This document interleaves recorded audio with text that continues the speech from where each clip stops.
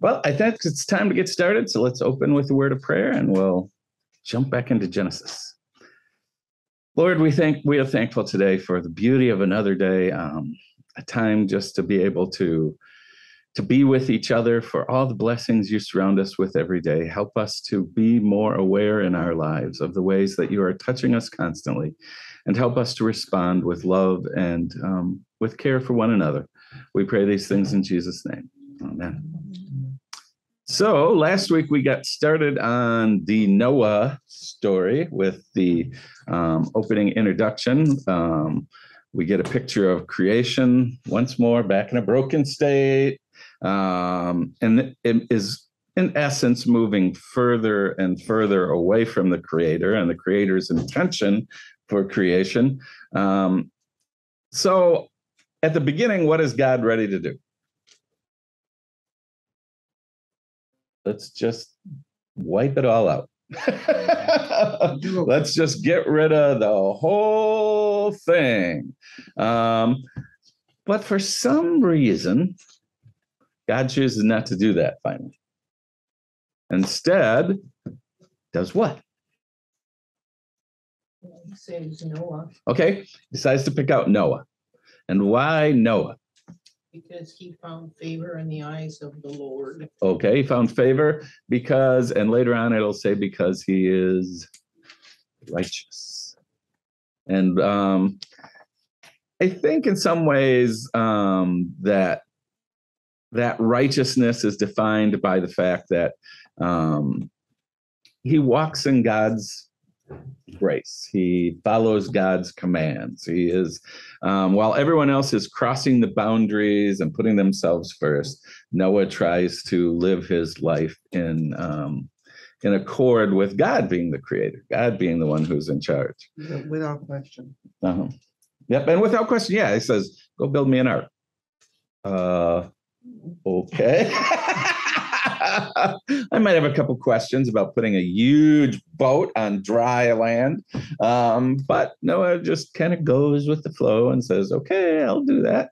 One thing I want you to think about is that throughout this story I was reading today, and I've thought about it this way in many ways, but the person I was reading was really very, very clear in how they see this. They said this whole story about Noah is more a story about God than it is about anything else, who God is, how God works. And pointed out that in that opening section, though God at first is ready to wipe out the whole thing, God can't do that. So God kind of changes God's mind. And we in this day and age, for some reason, don't think about God that way, as someone who changes their mind, alters their course, goes in new directions. But the picture we have within the scriptural material is that God is one who loves, who lives in relationship. And relationship is all the time about altering things as we come into contact with those we love. We alter our ways of doing things. We alter our ways of being in response to that. So we have this picture that God's not, sometimes when the Noah story gets laid out, people portray God as this angry sort of tyrant who's really upset with everyone. And now, boom, we're going to take them all out. But think about the words that are used in this first part. God is grieved. God is sad. God is more like a parent who's troubled by what's going on and trying to decide, how do I approach this problem with the one I love? And that's at the center of what God is about, and not this idea of God going, well, these people, they just tick me off. So away they go. Instead, there's God trying to find a way to bring about a new possibility. The problem, the other part of this, though, is it shows our struggle. Our struggle is that we are resistant to this love. God keeps trying to guide us toward a possibility of that would give us life, but our selfishness gets in the way. We would rather be the center of it, make our own decisions, not go along with God, what God is saying. But we do have in this story Noah as the counterpoint to that. Someone who does turn to God's love and finds life, even in a world as messed up as the one he's living in. And we, in the midst of our world, as messed up as it sometimes can be, also have the opportunity to make that kind of decision.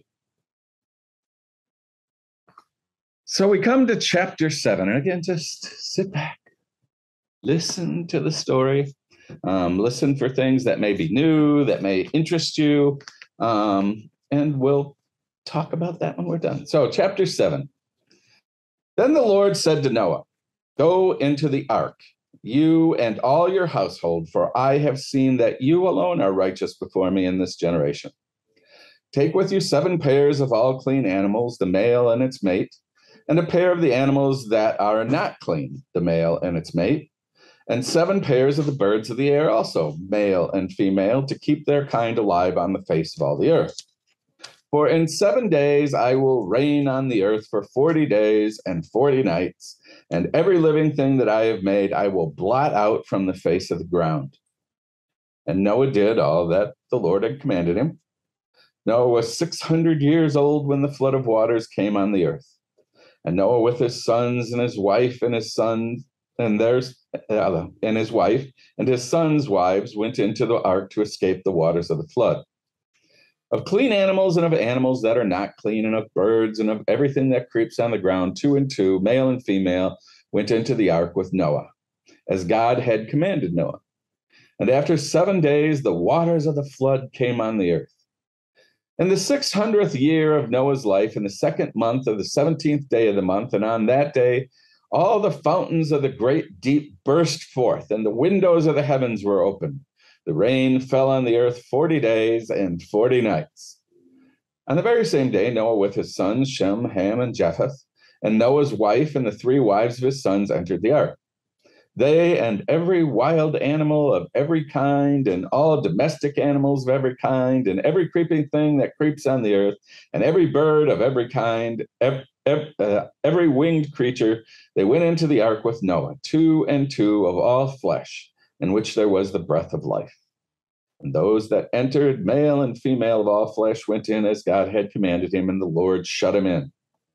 The flood continued 40 days on the earth, and the waters increased and bore up the ark, and it rose high above the earth. The waters swelled and increased greatly on the earth, and the ark floated on the face of the waters. The waters swelled so mightily on the earth that all the high mountains under the whole heaven were covered.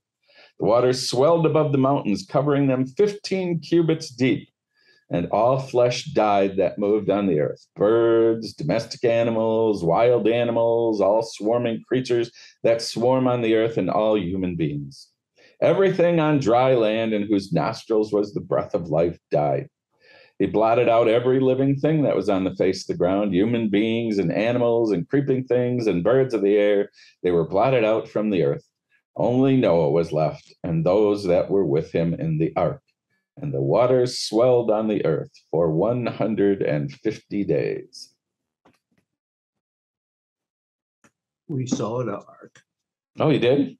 And the one in Tennessee that they... We walked through it to give you some idea of size. Mm-hmm. It's quite an even. Yeah. Yeah. Yeah. Talked to a couple of people who were very impressed by the display that's there. And the workmanship in the ark itself was. You have questions? Awesome. Yeah. And the storage of the food. Mm-hmm. And so probably as many questions unanswered as answered. Answered, right? So was rain before that common? Sure, right. It sounds like it came up from the Yeah. ground and then. I don't know if you were here when I showed this picture. This is how people in that day imagined how the world looked. I don't think you guys were here either. I'll show you too. This is how people imaged how the world looked at that particular time. It's also flat. Well, they didn't think about round or flat. What they thought about was, remember that in the chapter 1, we have the idea that there's a firmament above the earth. And firmament is actually in Hebrew a word that means something like a brass bowl or a dome of some kind. So there's a dome that's over the whole earth, and there are windows in the dome. And when God wants it to rain, God opens the windows, and the reason the sky is blue is because it's all water up there. And so you pull the windows open and the water comes down, that's the rain. And then God shuts the windows and that stops the rain. But also that there is water below the earth. So the earth is really surrounded by water. And that God can also open the windows down here on the ground and water comes flowing up from underneath too. So the description we have here in chapter 7 is that when God brings this great flood, God just opens all the windows at once, and the water just flows in. There's nothing stopping the water anymore from just inundating the world. So that's the picture they have of it, is that this is God just kind of throwing all the windows open. And so now the world is covered with water. So that's the imagery of how it works. And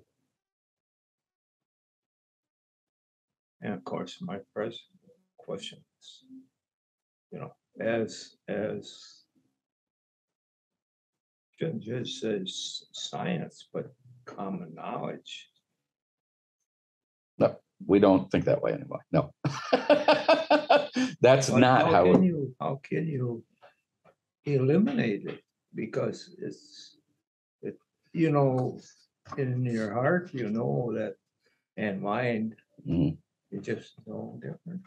I mean, we talked about this a little bit, but let's go back and talk about it again, because not everybody was here when we talked about it in the first couple of weeks. Because we talked some about, well, is the creation story, did it really happen this way, or do we just have a story? And the first thing, that's a big problem. Yeah.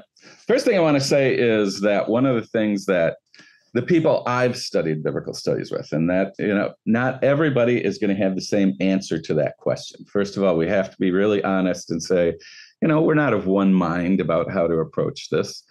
But the people I studied with said, we shouldn't say just stories. Stories carry incredible significance and incredible truth that can be just as powerful as any scientific or historical proof. And what we in the 20th century have kind of gotten our mind into is that we think the only kind of truth that matters is the truth that comes with, can we show that it really happened, and the truth of science. Those are the truths that we hold on to as being the only valuable truths. But I don't think that that's the way people who brought these stories together thought. They, if somebody said, we can prove the world's billions of years old to those early writers, they would have said, okay, so what? The story still means what the story means, which is that God is the one who brings everything into being. That God is the one who's above all the other things that people want to worship. That's really what this piece is about. That's what they want to say. In fact, we talked some about the fact that the number 7, we say the world was made in 7 days. The number 7 in that particular day was a symbolic number of perfection. So God made the world just the way it was supposed to be. It was perfect when God was done. That was, that's what the writer wanted to say. And if we kind of keep trying to push back and say, well, how could that have happened? Then we don't hear what they're trying to tell us, which is that, the real important piece in that first couple chapters is that God is the author of all life, is the author of all in creation. Because they lived in a culture where people worshiped the sun and the moon and the stars and all these things. So the writer of the first chapter of Genesis is saying, no, none of those things are gods. They're just creation. That's the central piece. And to try to then hammer all these details into our understanding loses track of the fact that they didn't think of the world the same way we do. They didn't have science. So they told the story in their imagery and their understanding. And so we're not bound to that. We can say. And the interesting thing is that I've found over the years that if you push people who want to take all of this in a very literal fashion, which is another way that's perfectly acceptable if that's what people want to do, they still come to the same meaning, which is God is the one who. It doesn't eliminate God. No, it doesn't. So it just puts him in a different light. Right. And it leaves room for us to live within our cultural understandings, which is that we know, at least we think we know, to a point that the world isn't only 8,000 years old, which is what it would be if we take all of this in a very literal fashion, that the world's only about, 8, 10, 20,000 years old. We know that it's billions of years old, but we don't have to give up that understanding to be able to embrace what is being told to us in the first couple chapters of Genesis. That's the way I would see it. So I wouldn't want schools to teach the creation account as science. that would undermine everything that we believe about science, which is you have to be able to replicate it. You have to be able to show, proof of things. But it still has meaning for us regardless, and I think it's much the same in this particular story, that we don't have, the evidence we have anthropologically, culturally, all these other things, is that there's never been a flood on earth that encompassed the entire earth. No one can find any, scientific evidence that that was ever the case. But in that particular day, if your region of the world got totally flooded, well, that was pretty much the world. Well, the world flooded, and you would shape your stories about that from that understanding. And in fact, a lot of people think this flood story comes not from Israel itself, but is borrowed from surrounding cultures. Because if you go to Israel, there's no way that there are floods there. It's kind of arid and dry. And yes, they have what they call wadis, which are little places where water collects. They sometimes overflow, but there's no way you're going to talk about a major flood in Israel. It just doesn't happen there. I was in a Bible study and we were on this, and the pastor said that to the east of Israel, there was a major flood. Right. In Mesopotamia. Yes, they did have huge floods there. Yeah. And so most people think the origins of this story originated in that culture. You're absolutely right. That's where they had major floods. And so they had stories about big floods that seemed to encompass everything. So the Israelites borrowed that story. Well, look what happened in Florida. Yeah. I mean, we're for heaven's sakes, we're just so smart and so built up. We shouldn't have had that destruction. Yeah. And Florida's. Yeah, and people ask an interesting question about floods like that. Okay, so we have these floods pretty regularly along the Florida coast, along the California coast, parts of Louisiana. The question is, so why do people build their houses there? If you know you're going to get flooded out, because that's what people do. People say, I don't care what. It won't happen to me. It won't happen to me. We see the world through our narrow little focus, and then these things happen. And in fact, that's what the biblical story keeps talking about, that all the sin, all the brokenness of the world comes from the human capacity to see things only from your point of view, only from what I want, only from I'm the center of the universe. And when we do that, that brings destruction on ourselves. It brings destruction on creation. It brings destruction on other people. That kind of narrow focus of reality is what all sin is really about in the end. That's what all these chapters are really saying. And if you think about it, isn't that at least pretty much the reality? If I kill someone, then what I'm saying is I, as a person, have a right to take someone else's life from my perspective. Even though the Bible says the only one who has power over life and death is God, I choose to take that power upon myself. If I steal, I say, I need that stuff more than they do, and so I will take it away. Sin is grounded in this deep concept of I. That seems to be at the heart of what it means to be human sometimes. And so this story started with the same sort of thing. People who are humans decide, I can mate with the sons of God. I can cross the boundary between me and God and take that on myself.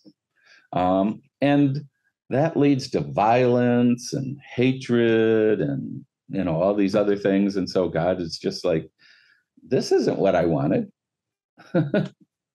Somebody over there, wave your arms. There we go. Let there be light. So then that's what we have. So then God brings this flood on the world. Now, again, there are some very symbolic things in this particular section. 40, it says it rained 40 days and 40 nights. Where else do we find the number 40? Jesus was in the desert. 40 days. A long time. A long time. Yeah, 40 is basically a way of saying a long time. So when the Israelites have to wander in the wilderness for 40 years, that means a long time. So we have this. So the rain came down for a long time without stop. It flooded everything in the whole world, killed all the animals except for the fish, I guess, because they don't crawl on the ground or fly or any of those things. So they're okay. But everything else is gone. So that's the image we have here. Anything else people notice that's kind of you never noticed before? How long it stuck around. Okay, it stuck around for a long time. Which, of course, makes sense. You got that much water, standing water. It's going to take a while for all of that to go away. So they're there for a very long time, waiting around for the water to dry up. 150 days. Yep.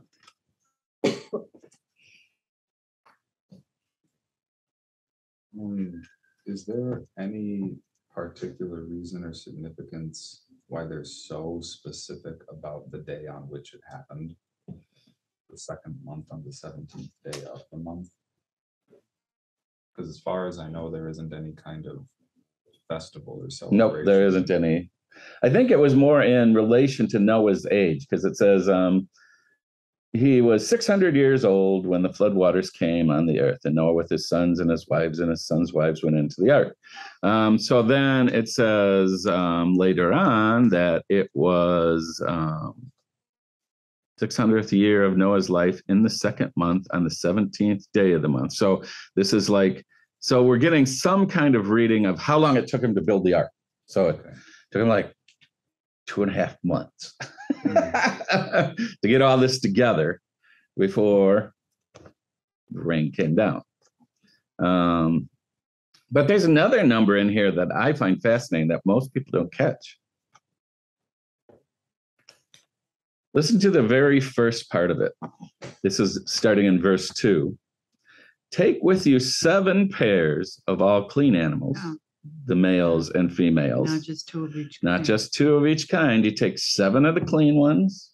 You take 7 pairs, so 14 of each clean one. You take 2 of anything that's unclean. And I think 7 pairs of each of the birds of the air. So why? I was gonna ask you that. Why do you think? Well, that 7 is there, so that's got some meaning. Yeah, you said earlier, 7 is. 7 is a number for perfection. Do they sacrifice them as Thanksgiving? Or? Part of it is, remember and again, not everybody was here for that first part, so I'll do a quick review of what we talked about. That really most of the scholars, again, that I study say that what we have in the book of Genesis as a whole is a bringing together of various traditions.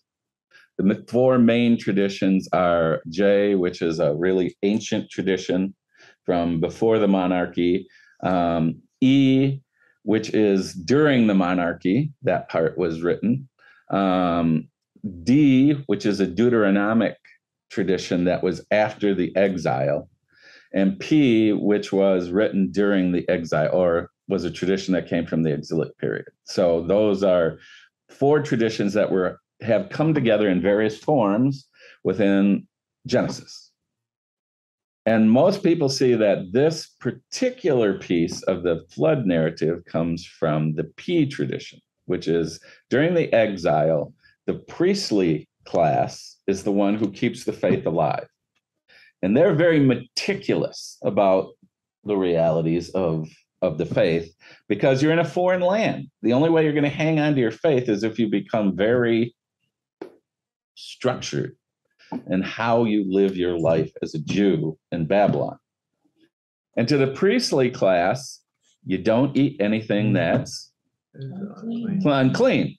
So if we need food on the ark, you have to bring some extra clean animals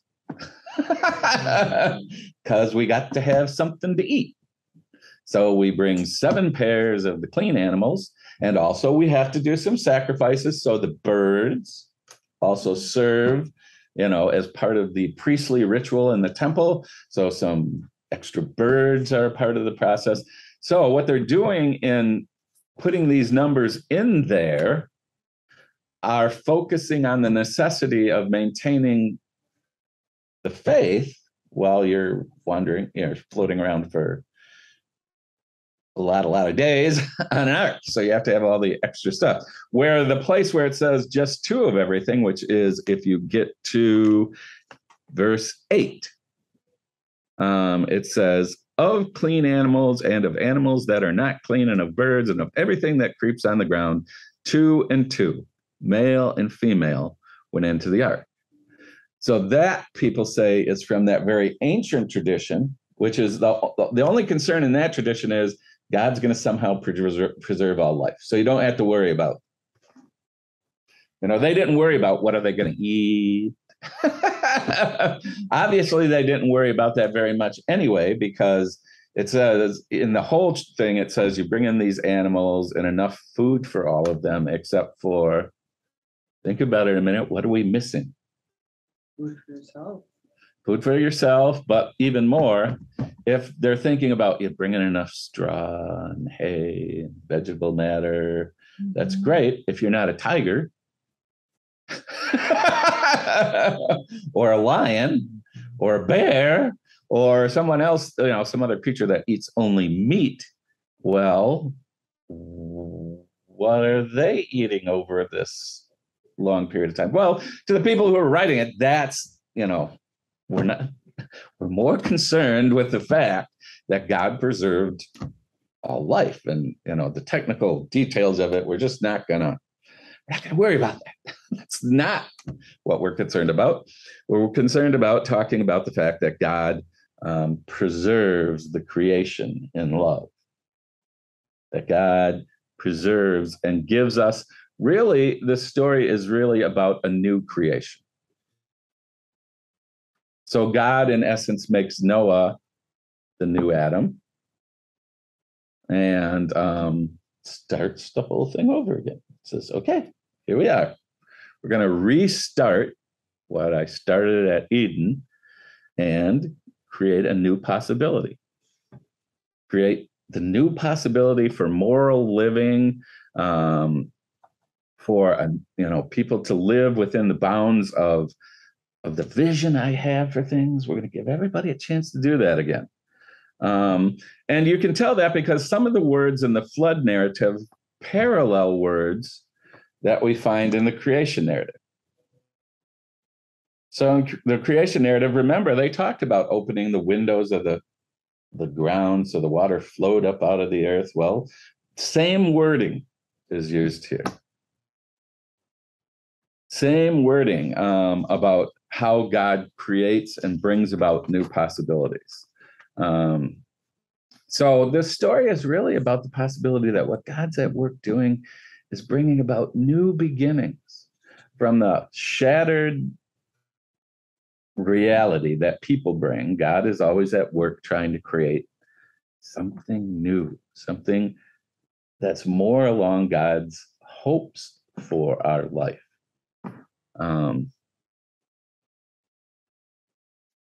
So any other thoughts about this particular chapter and the things that kind of holds up as images? Then let's go on to 8.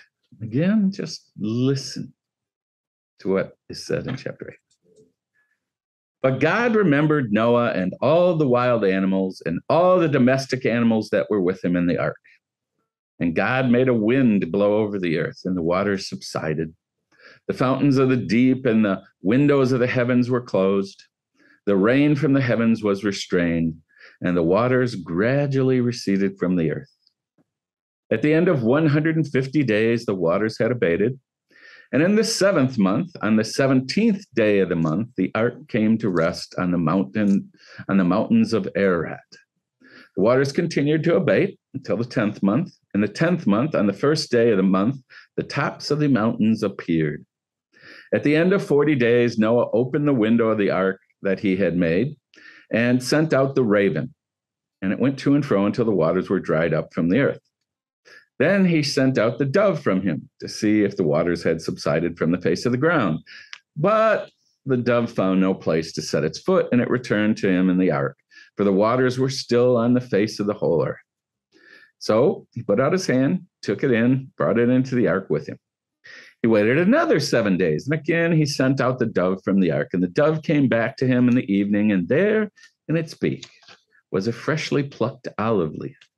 So Noah knew that the waters had subsided from the earth. Then he waited another 7 days and sent out the dove, and it did not return to him anymore. In the 600th year, in the 1st month of the 1st day of the month, the waters were dried up from the earth. And Noah removed the covering of the ark and looked and saw the face of the ground was drying. In the 2nd month of the 27th day of the month, the earth was dry. Then God said to Noah, "Go out of the ark, you and your wife and your sons' wives with you. Bring out with you every living thing that is with you of all flesh, birds and animals and every creeping thing that creeps on the earth, so that they may abound on the earth and be fruitful and multiply on the earth." So Noah went out with his sons and his wife and his sons' wives, and every animal, every creeping thing, and every bird, everything that moves on the earth went out of the ark by families.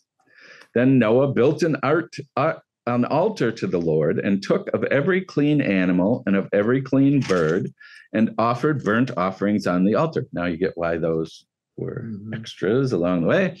And when the Lord smelled the pleasing odor, the Lord said in his heart, "I will never again curse the ground because of humankind. For the inclination of human heart is evil from youth, nor will I ever again destroy every living creature as I have done. As long as the earth endures, seed time and harvest, cold and heat, summer and winter, day and night shall not cease." So what about that chapter?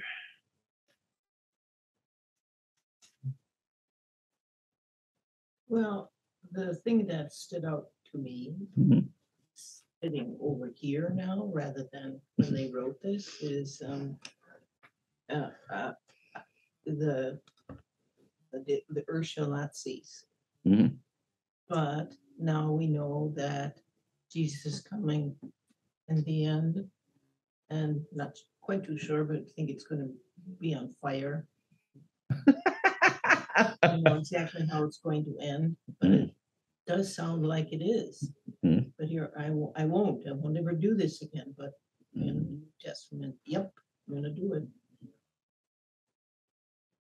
And how do you then think time? As far as who wrote it.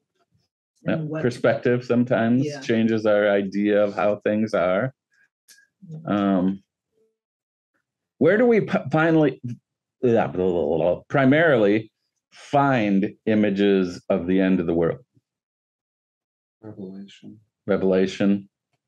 the New Testament, Yeah. Jesus. Yep.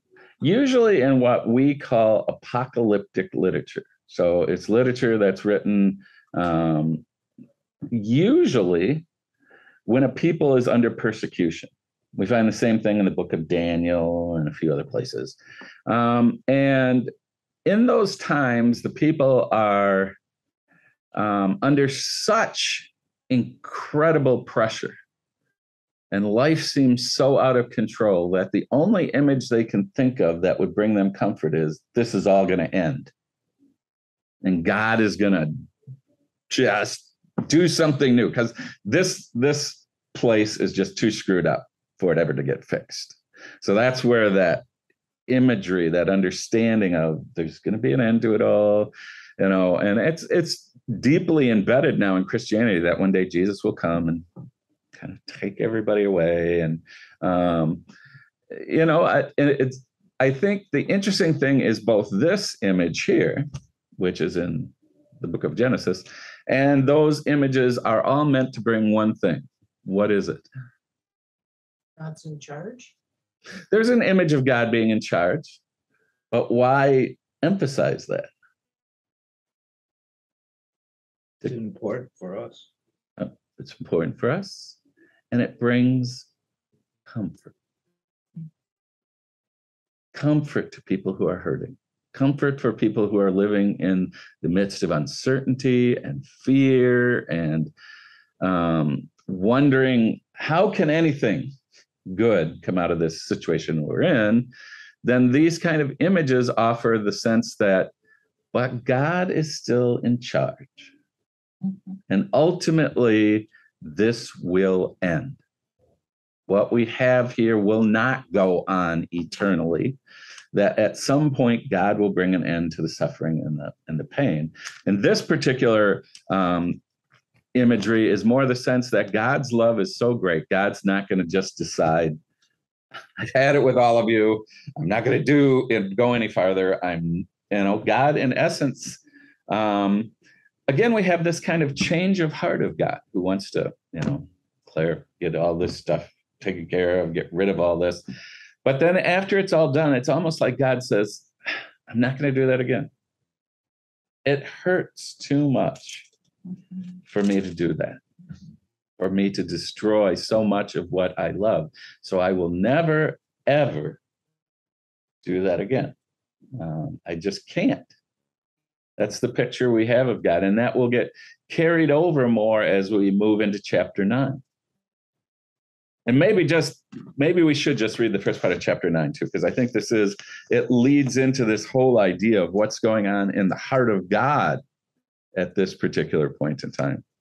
And I'll just read a little bit of it. It says, God blessed Noah and his sons and said to them, be fruitful and multiply and fill the earth. Remember how I said that there's creation language here? This is exactly what Adam is told.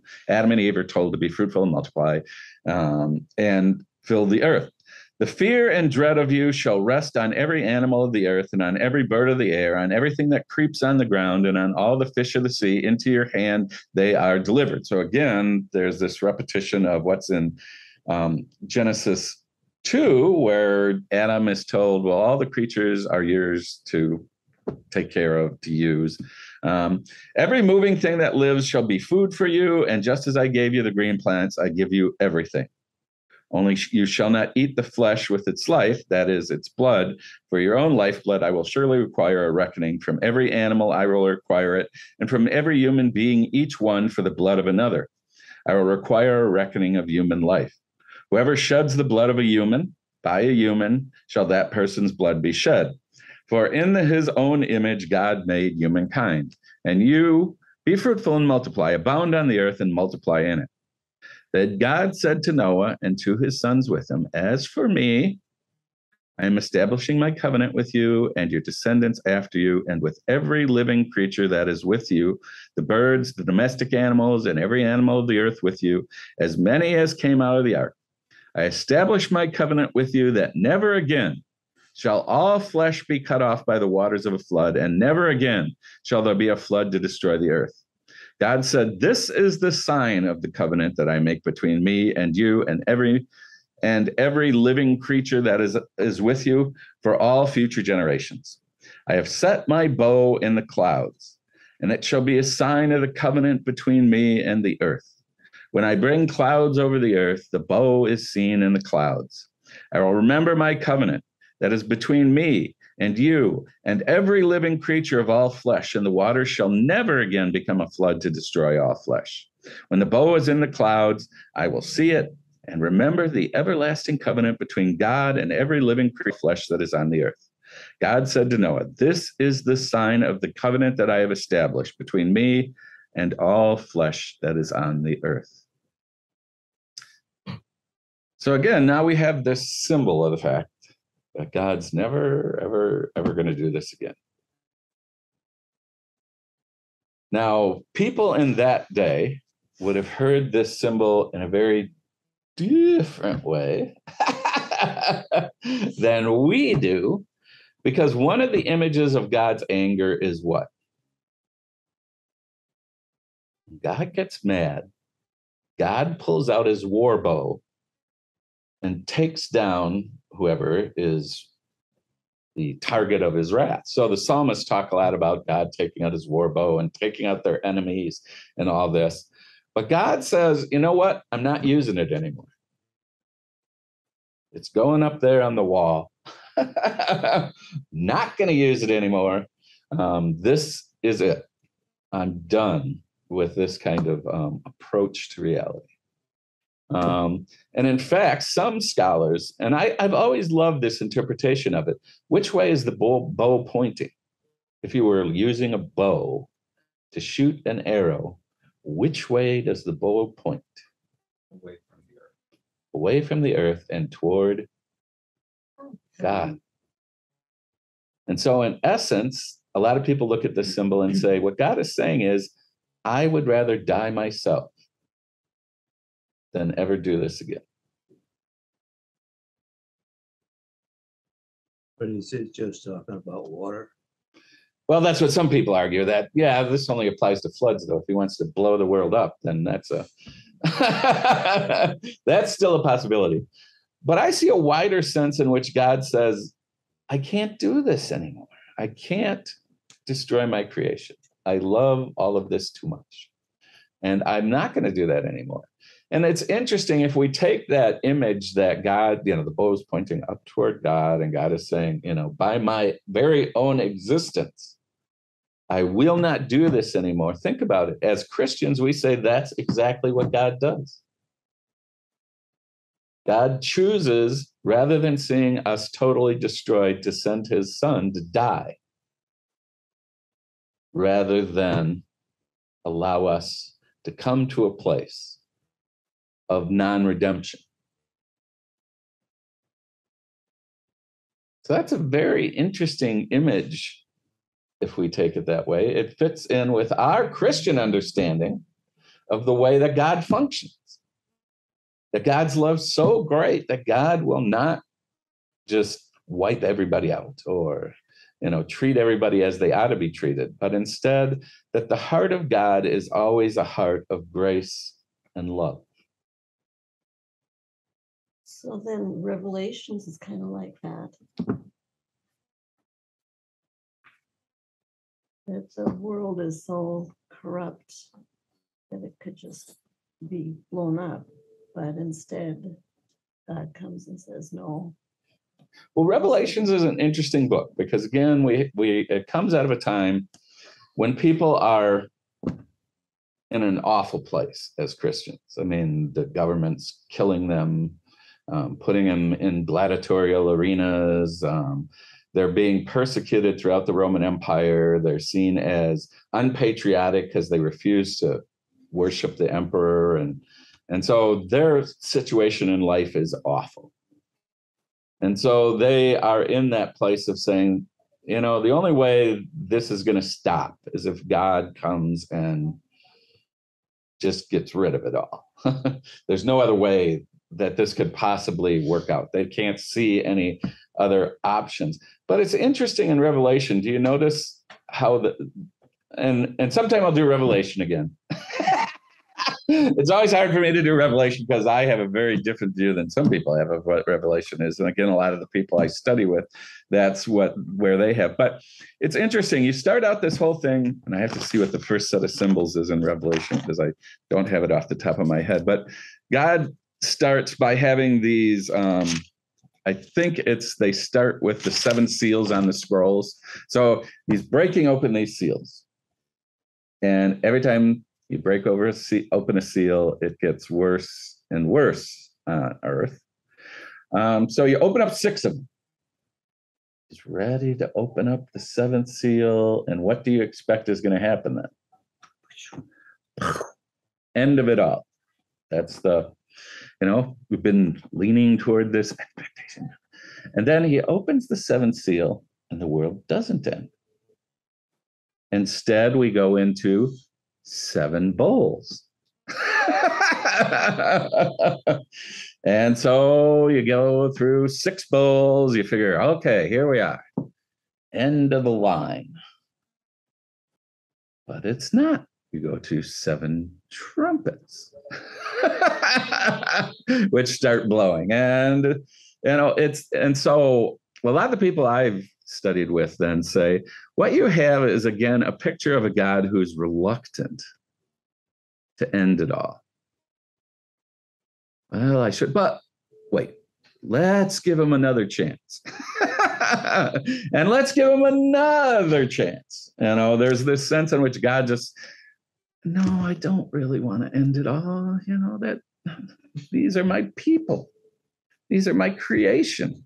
These are the people I love. And so God kind of stretches it out, that the nature of God, again, is to be gracious, to be loving, not to be angry. And Have to forgive for 777. that is, Jesus' own words. How often should I forgive my brother? 7? How about 70 times 7? So there's this long-suffering nature of God. And I think this story is right along with that. We don't always tell the story that way. A lot of times it's told like God got mad and wiped everybody out. Well, but that overlooks all kinds of little elements in the story that are saying, no, God just wanted to try to bring about a new possibility for creation. And hoped that, it would be closer to the vision. And you notice I found the wording in chapter 8 just really powerful. It says, What verse? this is I think it starts in verse 21. And when the Lord smelled the pleasing odor, the Lord said in his heart, I will never again curse the ground because of humankind. Now, this is what catches me. For the inclination of the human heart is evil from youth. So God's under no illusion that now people have got it all together. No, God still knows humanity is going to be resistant and problematic all through time. But I'm still not going to do this again. And the really interesting thing is, it doesn't say, if they do this, then I will do that. This is a decision of God alone, there's no quid pro quo here or anything. God just says, I'm not doing this. I'm just not. And as long as the earth endures, seed time and harvest, cold and heat, summer and winter, day and night shall not cease. I will not allow a break in that reality again. I mean, to me, that is a really powerful sort of reality that God says that is how it's going to be. And then gives us a sign of that. It's almost like, you want proof? Here you go. See this little bulb? This will be there, and you will know that I'm going to keep my promise. And up till this day, kept the promise. And we can find comfort in that reality. But we will see in the next chapter that the brokenness of the world is still there. Almost immediately upon stepping off the ark, everything will go sideways again. That's just the way it is. But what we have now is the assurance of God that I'm not giving up on them. No matter how bad it gets, we are there's a sense in which God says, we're in this together. You are my creation. I'm the creator. We're gonna go together into whatever is in the future. And I think the people I read this last week have convinced me that that's really what's at the heart of this story. Certainly it talks about the brokenness of humanity, but it talks even more about the resolution God has to never, ever do this again. That my love will be what guides my decisions from this point on. You know, looking at the end of 21, I will never again curse ground because man, imagination of man's heart is evil from his youth. Neither will I ever again destroy every living creature as I have done. I take that as flood. Okay. And some people are very... So there may be other ways that he can destroy the earth, but it won't be by flood. Yeah, and that's a perfectly, people have chosen that interpretation before, especially in light of what the New Testament says. Each of us has to hear the word as we hear it. So you will each have to decide, what do you hear God saying? I just said. Yep, and that, where I would hear it more as more of a statement of, I'm not going to ever. Well, then how do you rectify the New Testament with that? I rectify the Revelation passage by saying that what is really being talked about there is not so much the destruction of all the world as really what Revelation is dealing with is the reality of the Roman Empire. And that what Revelation is really saying is this evil empire is going down no matter what. God will see an end to this and create a new reality. And those who will die during this period will be preserved. There is certainly within the New Testament the idea that one day all this will end, and we look forward to the second coming of Christ. But in the meantime, what I hear is God saying, the world as it is, I'm not gonna do that anymore. This is a precious element of who I am, that I created this, and they are ones that I love. And if God sometime, God is God, so God could choose to do whatever God wants to do. Ultimately, the Old and New Testament are very clear in the fact of God is sovereign. God can determine whatever God wants to do. But I'm not going to, in my life, I'm not going to worry about it. Because God has said, I love you. I'm not gonna destroy you. And so I live my life in that promise. If then at the end of time, God decides to take care of it, well, that's God's choice. But for now, I'll cling to the premise that everything's, that God does love this creation. And even in the second coming, I certainly hold more to the idea that that coming will be a coming of mercy rather than of judgment, Oh, Yeah. I do too. Yeah. And so in all of this, the most essential piece is to realize that the picture of God is one as merciful rather than as cold judge, which is sometimes how this segment of Genesis is taken, that, God just judged the world and shoo. But that's not the image I get in all this. Instead, I get an image of grace and of love for the creation. Well, I wouldn't have saved Noah if he Yeah. had ended it all back then. Yep. Because Noah proves in the next couple of verses, he's not all that either. Gets drunk and passes out in his tent. 2 times in the Bible, I've laughed out loud. Noah getting drunk is one of them, because you can hear God going, oh, for crying out loud. Just saved you. Now what? All down the tubes again. Yeah. So I think that that's the cycle, though, in these first 11 chapters. People mess up. God is merciful and says, okay, we're still going to try to make this work. Then people mess up.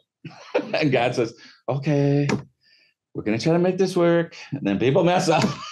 And then God says, okay, we're going to try to make this work. And then people mess up. That's just the cycle. These first 11 chapters, I think, are meant not so much as this window to the past, but a mirror that shows us what reality is like, what we really see to be the reality both of people and of God, and that it's more of a mirror than it is a window. Isn't that typical of a parent, though? Oh yeah. To always forgive the children. Yep. Doesn't matter. You're still my child. I still love you. Even though some days you make my life hell. I still love you. I think of that during the crucifixion. I think if I'd been God, things would have been a little different. Boom. But that's not how God works. So next time we'll pick it up and we'll finish these first 11 chapters of Genesis. Thank you. Thank you. I'm going to go through Genesis the whole time. Would you like to? I was going to ask you next time, but I'll just ask you now. Would you like to just continue on in Genesis, or do you want to go to another book? Okay. All right. We'll just finish keep it up? going. I see a different viewpoint. It brings up so many questions for me, but I'd like to hear the other side. Okay. Very good. Thank you very much. Yep, sure. May I unplug?